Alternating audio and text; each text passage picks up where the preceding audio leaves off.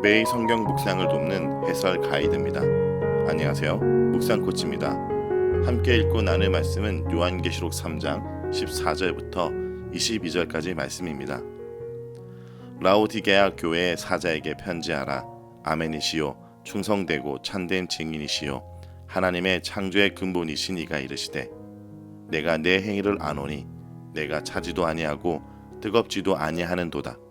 내가 차든지 뜨겁든지 하기를 원하노라. 내가 이와 같이 미지근하여 뜨겁지도 아니하고 차지도 아니하니 내 입에서 너를 토하여 버리리라. 내가 말하기를 나는 부자라 부유하여 부족한 것이 없다 하나 내 공고한 것과 가련한 것과 가난한 것과 눈먼 것과 벌거벗은 것을 알지 못하는도다. 내가 너를 권하노니 내게서 불로 연단한 금을 사서 부유하게 하고 흰옷을 사서 입어 벌거벗은 수치를 보이지 않게 하고 안약을 사서 눈에 발라보게 하라. 무릇 내가 사랑하는 자를 책망하여 징계하노니 그러므로 내가 열심을 내라 회개하라.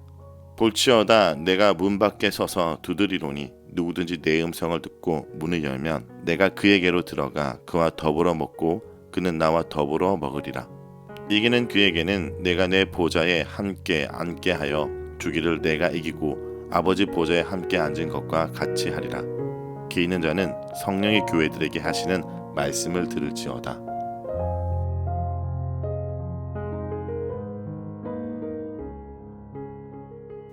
오늘 말씀은 라오디게아 교회에 대한 말씀입니다.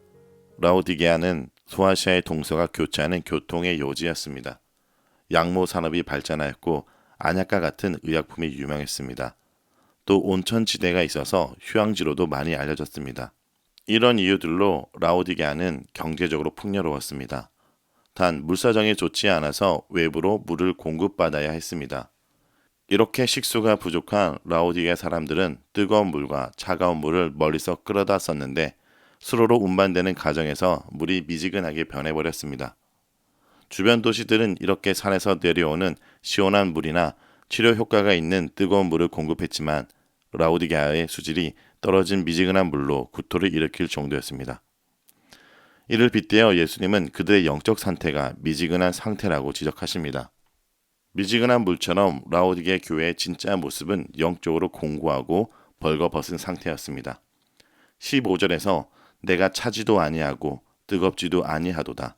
내가 차든지 뜨겁든지 하기를 원하노라 라고 말합니다. 예수님은 라오디게아 교회의 정확한 모습을 진단하고 계신 것입니다. 라오디게아 교회는 자신의 영적 상태를 파악하지 못한 채 안주하고 있었습니다. 그들은 부자여서 부족한 것이 없다고 생각했지만 예수님은 그들이 벌거벗은 상태 그리고 영적으로 미지근한 상태라고 규정하십니다.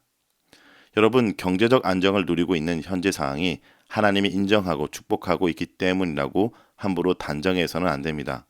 하나님의 인정을 통해서 경제적인 안정을 누리는 경우도 있지만 모든 경제적 안정이 하나님의 인정을 통해서 오는 것은 아닐 수 있습니다.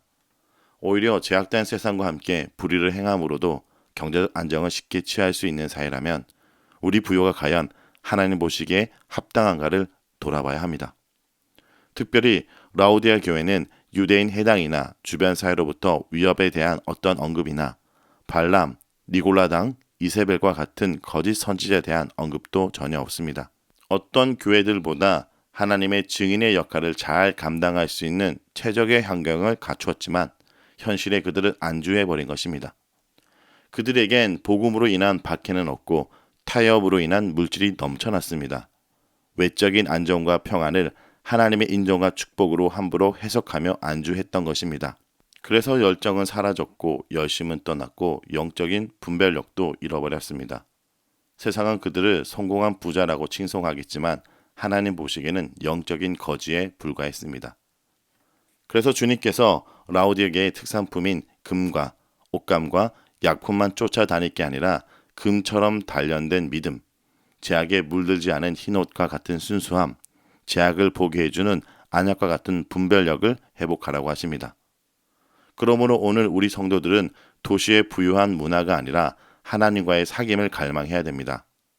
경제적 부를 소유한 사람들은 도시의 발전된 문화를 통해 문제를 해결하겠지만 우리는 이런 만족의 상태가 어디서 왔는지 분별을 해야 됩니다. 이렇게 라오디게 교인들은 문 밖으로 예수님을 밀어냈지만 예수님은 그들을 포기하지 않으셨습니다. 그래서 20절에 이렇게 말합니다. 볼지어다 내가 문 밖에 서서 두드리노니 누구든지 내 음성을 듣고 문을 열면 내가 그에게로 들어가 그와 더불어 먹고 그는 나와 더불어 먹으리라. 여러분, 오늘 하루 주님께서 우리의 문을 두드리고 계십니다. 우리가 회개하고 다시 주님을 맞아들이는 귀한 하루가 되길 간절히 축원합니다.